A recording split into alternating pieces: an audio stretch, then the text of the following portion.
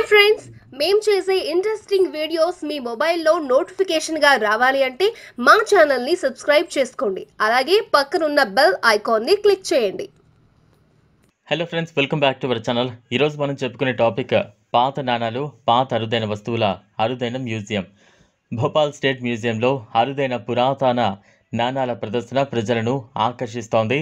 ఎగ్జిబిషన్కు the heritage of coins అని పేరు పెట్టారు.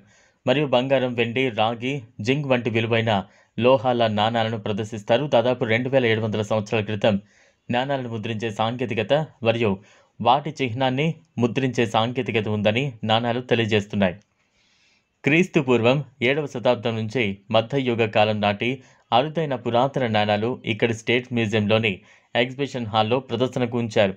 ది హెరిటేజ్ ఆఫ్ కాయిన్స్గా నామకరణం చేసిన ఈ ప్రదర్శన బుధవారం వరకు కొనసాగనుంది.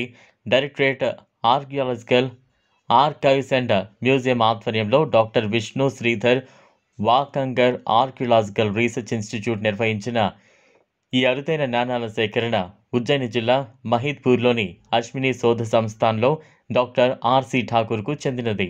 ఎగ్జిబిషన్ను ఉదయం 11 గంటల నుంచి సాయంత్రం 5 గంటల వరకు ఉచితంగా వీక్షించవచ్చు.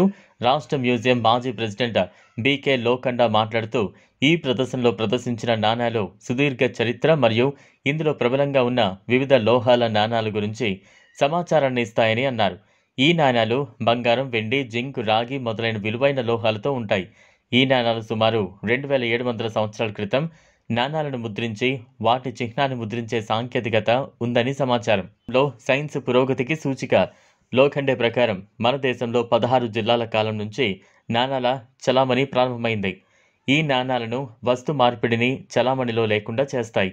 భారతదేశ సాంస్కృతిక చరిత్రలో కరెన్సీ అంటే నాణాలకు ప్రత్యేక స్థానం ఉండటం గమనార్హం. రాజులు వస్తు మార్పిడి కోసం ఆవును ఉపయోగించేవారు.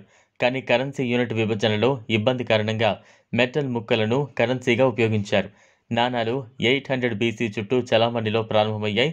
ఇది కరెన్సీ యొక్క క్రమబద్ధమైన చరిత్రను సూచిస్తోంది. రాగి, వెండి, బంగారం, జింక్, సీసం తదితర లోహాల నాణాలను విడుదల చేశారు.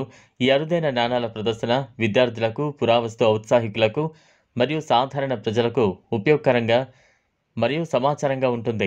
ఈ వీడియో మీకు నచ్చినట్లయితే లైక్ చేయండి, షేర్ చేయండి, ఛానల్ని సబ్స్క్రైబ్ చేసుకోండి. Thanks for watching.